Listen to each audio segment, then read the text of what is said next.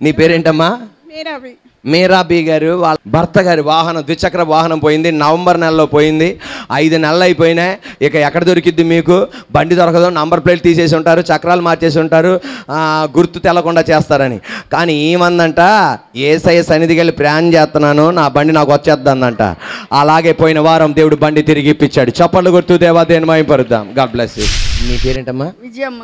తల్లి విజయమ్మకి ఆమె ఉదర భాగంలో, కడుపు భాగంలో ఇన్ఫెక్షన్ చేరి భయంకరమైన వేదన. ఈరోజు దేవుని సన్నిధిలో ఆ వేదనతోనే వచ్చిందంట. దేవుడు అద్భుతమైన స్వస్థత ఇచ్చాడు. చప్పలు కొడుతూ దేవా దేని మహిమపరుద్దాం. మీ పేరేంటమ్మా? జయమ్మ. జయమ్మ గారు వాళ్ళ పాప యొక్క బంగారపు ఆభరణాలు పోయినాయి. దేవుని సన్నిధిలో ప్రార్థన చేసుకుంది, దేవుడు తిరిగి ఇచ్చాడు. చప్పలు కొడుతూ దేవా దేని మహిమపరుద్దాం. ఎలుకకు నచ్చింది ఏంటిది? అమ్మ నాయన, ఎండి చేపలంటే ఎలుకకు ప్రాణం. సెకండ్ లైఫ్ ఎండి చేపలకి. ఆ తల్లి ఎలుక, తండ్రి ఎలుక రెస్ట్ తీసుకున్నారు. గడి చెప్పండి. తల్లి ఎలుక, తండ్రి ఎలుక రెస్ట్ తీసుకున్నారు.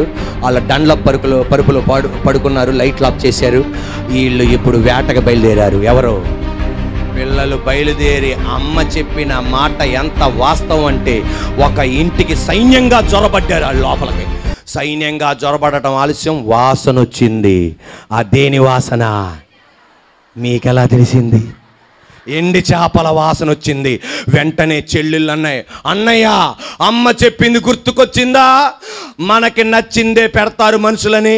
మనకి నచ్చిన ఎండి చేపే బాక్సులు పెట్టారు. అందువలన మనం దగ్గరికి వెళ్ళకూడదు.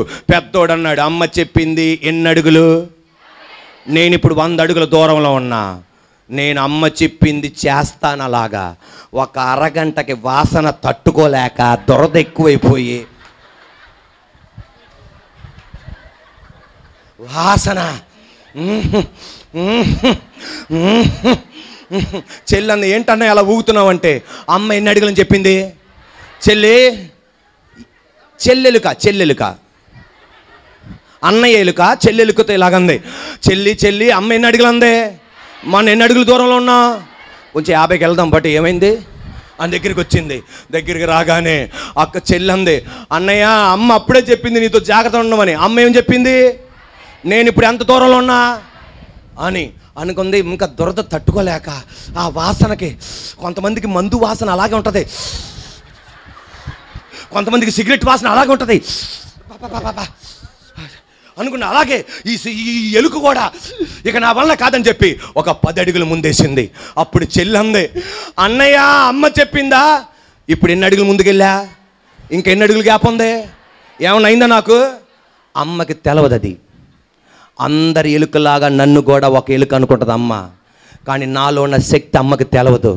నాకు విల్ పవర్ ఉంది, నాకు సామర్థ్యం ఉంది, దేన్నన్నా జయించగలిగిన శక్తి నాకుంది. అన్ని ఎలుకలకు జరుగుతాయి కానీ ఈ ఎలుకకు జరగదు.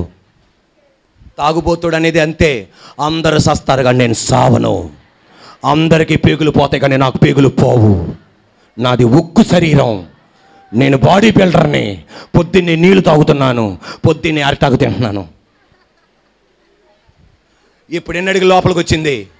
10 అనగానే ఏమనైందా? చెల్లి అంటాను, అన్నయ్య వద్దన్నయ్య, తమ్ముడు అందరూ వచ్చేసారు. వచ్చి ఈ చెల్లెలు తమ్ముడు అంటారు, అన్నయ్య అమ్మకెళ్ళి చెప్తానంటే, అమ్మకు చెప్పొద్దు, అమ్మకి రుజువుపరుచుతా నేను ఎవరినో అని చూడని. ఇంకొక 20 అడుగులు లోపలికి వెళ్ళింది. ఏమనైందా? ఏమవలా? 2 నెలలు తాగితే ఏమవదు, 2 సంవత్సరాలు తాగితే ఏమవదు. వెళ్ళింది. చివరాఖరికి బాక్స్ దగ్గరికి వెళ్ళింది. ఏది? ఎక్కడికి? ఎలుక బాక్స్ దగ్గరికి వెళ్ళింది. ఎవరో ఎలుక వెళ్ళటం ఆలస్యం, ఇలా రుద్దిందంట. ఏంటిది? బాక్స్కి చెల్లుతుందంట. ఏమనైందా? ఏమవలా? ఎదరికెళ్ళిందంట. ఏమనైందా? ఏమవలా? చుట్టూ తిరిగిందంట. ఏమనైందా? ఇదంతా దేనికోసం? లోనకెళ్ళాలా. ఎలుక ఏముంటుందంటే చుట్టూ తిరిగా. ఏమనైందా? చెప్పండి బా. ముట్టుకున్నా. ఏమనైందా? వాసన పిచ్చా. ఏమనైందా? ఇప్పుడు లోనకెళ్ళి చూపెడతా నేను ఎవరినో. అంతే, లోనకెళ్ళింది. ఎండి చేప మొక్క అచ్చక్కని లోపల పటక్క. ఇక చూడండి, గిర్ర గిర్ర గిర్ర గిర్ర గిర్ర గిర్ర గిర్ర గిర్ర తిరుగుతుంటే అప్పుడు అమ్మ మాట గుర్తుకొచ్చింది. అమ్మ చెప్పింది ఏంటిది? కరెక్టే. ఇక అయిపోయింది. అమ్మ నాన్నకి, తల్లి ఎలుకకి, తండ్రి ఎలుకకి సమాచారం అందింది. వాళ్ళు పరిగెత్తుకొని వచ్చారు. మిగతా ఎలుకలు చుట్టూ ఉన్నాయి. ఆ ఎలుకను రక్షించడం ఎవడి తరం కాదు. తల్లి ఎలుక కాదు, తండ్రి ఎలుకకి కుదరదు. అక్క ఎలుకకి, చెల్లి ఎలుకకి, అన్న ఎలుకకి, తమ్ముడు ఎలుకకి, ఏ ఎలుకకి కుదరట్లా. చివరాఖరికి అనుకున్నట్లే మనిషి వచ్చాడు. పొలుగు లాంటి తీసుకున్నాడు, చకా చకా పొడిచి చంపేసేశాడు. ఇది చూసి తల్లి ఎలుక ఏడ్చింది, తండ్రి ఎలుక ఏడ్చింది, అక్క చెల్లెలని ఎలుకలు ఏడ్చినాయి.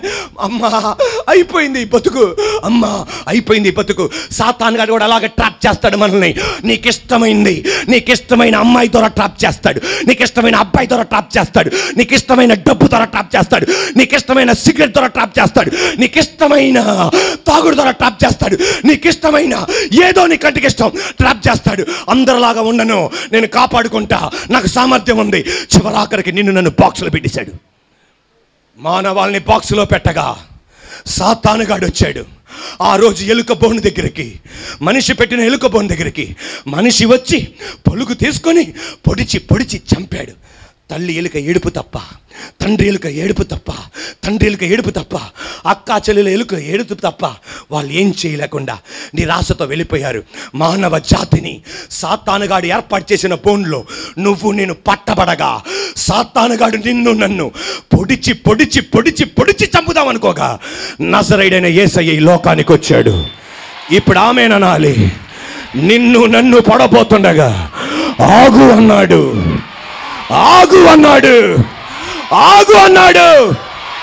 బాక్సును పగలగొట్టి పడేశాడు. ఆ బోను పగలగొట్టేశాడు.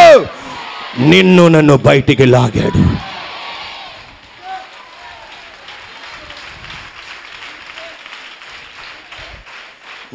నన్ను బయటికి లాగి ఆయనే నువ్వు పొందవలసింది, ఆమేన్, నేను పొందవలసింది, మనం పొందవలసింది మొత్తం ఆయనే భరించాడు.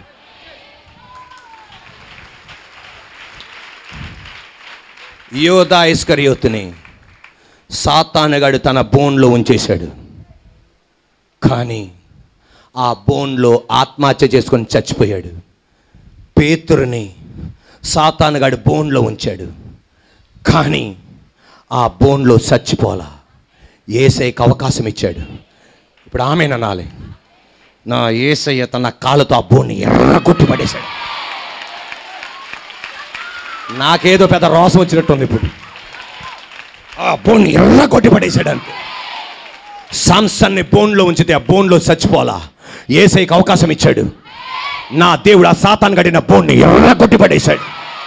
నీ ఇంటిని ఏ బోన్లో ఉంచినా నా యేసయ్య ఈ రోజున ఆ బోన్ ఎర్రగొట్టేస్తున్నాడు. ఈ రోజున నీ ఇంటిని ఏ బోన్లో ఉంచినా అది ముక్కలవును గాక. ఆయన బోను పగలగొడితే ఇంకొకటి ఎవడు కూడా బోను తయారు చేయలేడు. చెక్కతో తయారు చేయలేడు, ఇనుముతో తయారు చేయలేడు, కాంక్రీట్తో తయారు చేయలేడు. ఇప్పుడే ధ్వంసమవును గాక. అరి రెడీ? పేతురుని ఎక్కడ ఉంచేశాడు? గట్టి చెప్పండి, గట్టిగా. బోన్లో ఉంచాడు. కానీ బోన్లో ఏం చేయలేదు, ఆయన చచ్చిపోలే. ఎందుకని? ఆయన నా దేవుడు ఎవరో ఎరిగాడు. సాంసన్ని బోన్లో ఉంచాడు సాతానుగాడు, కానీ చచ్చిపోయాడా? ఎందుకని? తన దేవుడు ఎవరో అని గుర్తెరిగాడు. యోధా ఇస్కరియోత్ బోన్లో ఉంచాడు, కానీ బోన్లో ఏమైపోయాడు? ఎందుకని? తన దేవుడు ఎవరో గుర్తెరగల. ఇక్కడ ఉన్న వాళ్ళు నిన్ను సాతానుగాడు బోన్లో ఉంచాడా? బోన్లో ఉంటే తిరగాల్సి వస్తుంది.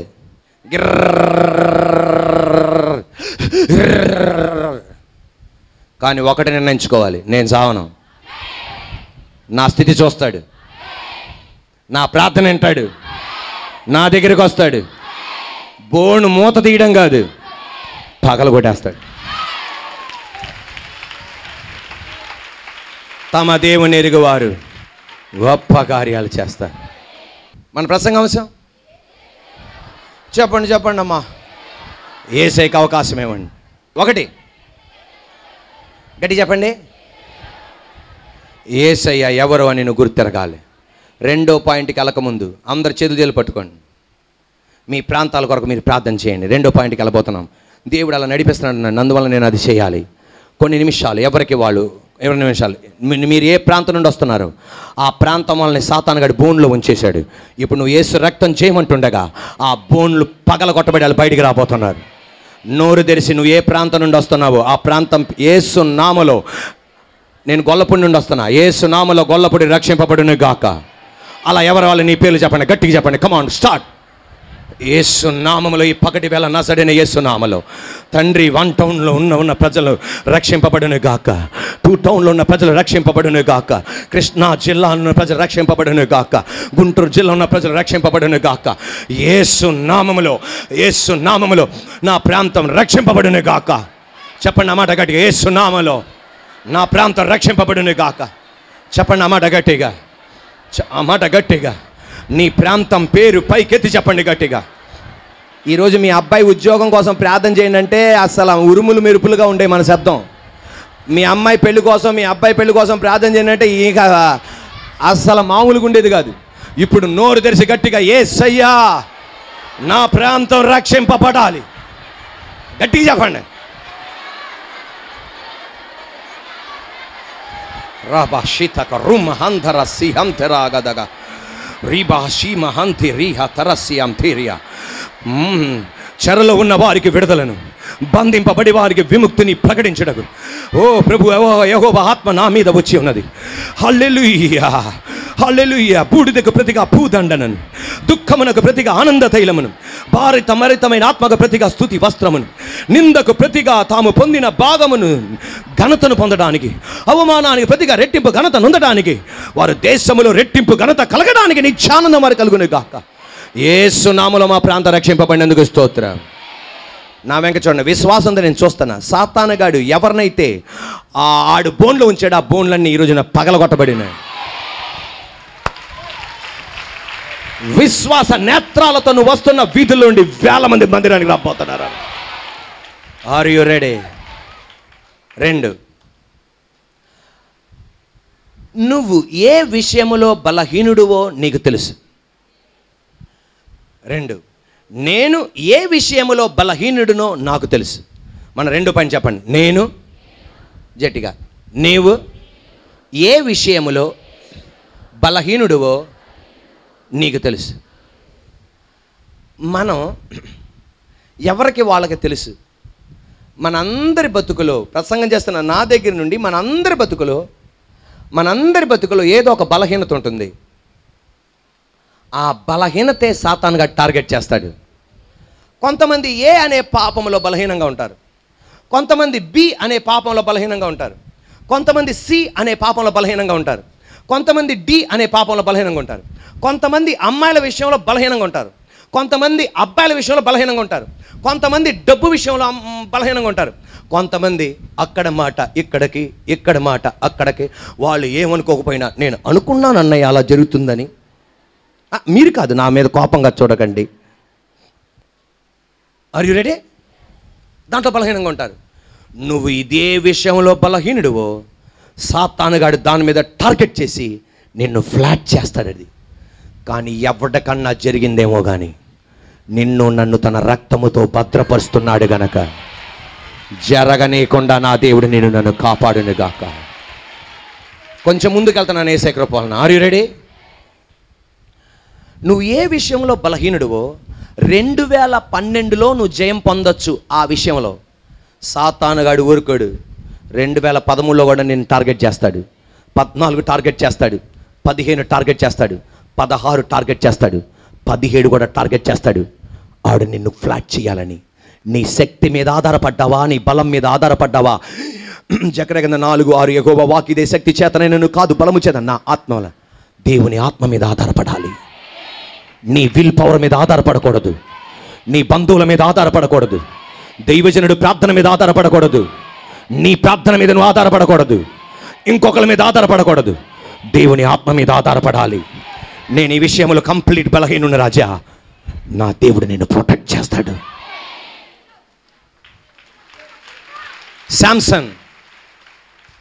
స్త్రీల విషయంలో ఎంత బలహీనుడంటే, ఎవరన్నా అందమైన అమ్మాయి కనపడితే చాలు అలా నవ్వుతుంటాడు.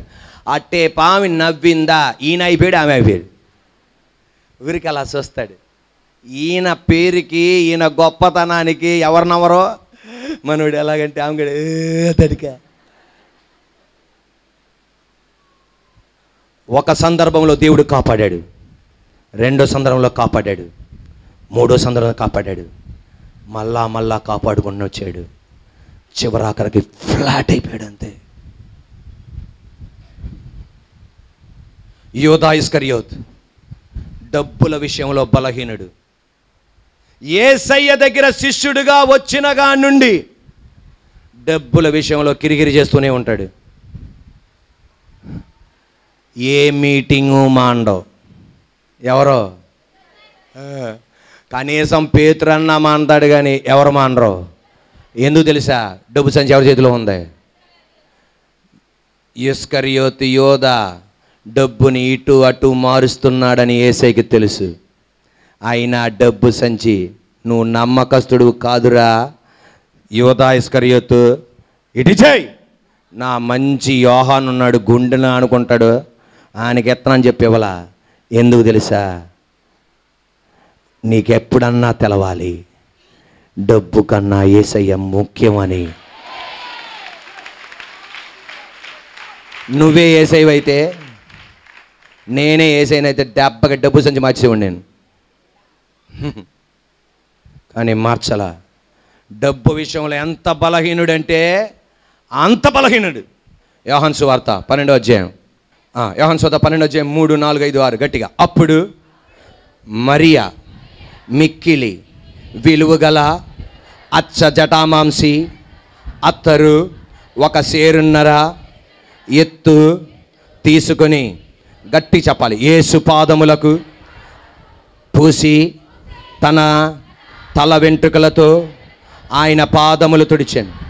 ఇల్లు ఆ అత్తరు వాసనతో నిండెను. ఆయన శిష్యుల్లో ఒకడు, అనగా ఆయనను అప్పగింపనయున్న ఇస్కరియోతు యోధా ఈ అత్తరు ఎందుకు నాకు ఇచ్చేయచ్చుగా. ఆయన ఉద్దేశం అదే. నాకు ఎత్తే నేను చూసుకుంటాగా, నేను అత్తరు, ఆయనకు అత్తరు కాదు, నేను ఏదో ఇంకా పెద్ద ఖరీదైంది తీసుకొచ్చి ఇవ్వతాగా. నువ్వెందుకమ్మా నువ్వు ఆ పని చేసావు? ఆ 300 దేనారేంటో నాకు ఇచ్చావనుకో, ఇంకా కాస్ట్లీ బ్రాండ్ తీసుకొచ్చేవాడిని కదా. తీసుకొస్తావు. ఇప్పుడు చూడండి గట్టిగా, ఆయనను అప్పగింపనై ఉన్న ఇస్కరియోతు యోధా, కొంచెం గట్టి చెప్పండమ్మా, ఈ అత్తరు ఎందుకు 300 దేనారములకు అమ్మి బేదలకు ఇయ్యలేదా? నేను వాడిలాగు చెప్పినది బేదల మీద శ్రద్ధ కలిగి కాదు, కానీ వాడు దొంగయ్యుండి అంటే దానికి అర్థం ఏంటి? ఎప్పుడు నుండో డబ్బు దొంగతనం చేస్తున్నాడు ఆయన. దొంగయ్యుండి తన దగ్గర డబ్బు సంచి ఉండినందున అందులో వెయ్యబడినది దొంగలించుచు అంటే అప్పుడు దొంగతనం చేస్తున్నట్ట, ఎప్పుడు నుండో చేస్తున్నట్ట? ఎప్పుడు నుండో చేస్తున్నాడు. డబ్బు విషయంలో బలహీనుడు. దొంగలించుచు వచ్చెను అంటే దానికి అర్థం ఏంటి? ఎప్పుడు దొంగలిస్తూనే ఉన్నాడు. డబ్బు విషయంలో బలహీనుడు గనుక అలాగు చెప్పాను. కాబట్టి యేసు నన్ను పాతిపెట్టు దినమునకు ఆమెను దీన్ని నుంచుకొననీయడి. బేదలు, గట్టిగా బేదలు ఎల్లప్పుడూ మీతో కూడా ఉందరు, కానీ నేనెల్లప్పుడు మీతో ఉండనని చెప్పాను. Are you ready? యోధా ఇస్కరియోతు డబ్బు విషయంలో బలహీనుడు. ప్రతి సెకండ్ దేవుడు జాగ్రత్త జాగ్రత్త, ఆమేనండి, జాగ్రత్త జాగ్రత్త జాగ్రత్త జాగ్రత్త జాగ్రత్త జాగ్రత్త జాగ్రత్త. కానీ ఫ్లాట్ అయిపోయాడు అంతే. నువ్వు ఈ రోజున ఏ విషయంలో బలహీనుడు అని నాకు తెలియదు. సాంసన్ స్త్రీల విషయంలో బలహీనుడు. దేవుడు ఒకసారి అన్నాడు జాగ్రత్త. జాగ్రత్త, జాగ్రత్త, జాగ్రత్త. ఫ్లాట్ అయిపోయాడు. ఈ రోజున నువ్వు ఏ విషయంలో బలహీనుడువో నాకు తెలియదు, నేనే విషయంలో బలహీనో నాకు తెలుసు, నువ్వు ఏ విషయంలో బలహీనురాలువో నీకు తెలుసు. నీతో ఆయన అంటున్నాడు, జాగ్రత్త, జాగ్రత్త, జాగ్రత్త, జాగ్రత్త, జాగ్రత్త.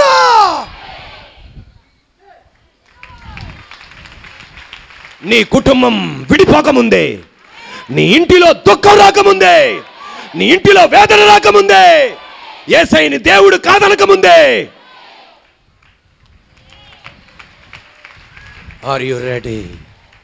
ఈరోజు నేను చెప్పనా, నీ శక్తి మీద నువ్వు నిలబడలేవు, నీ బలం మీద నిలబడలేవు.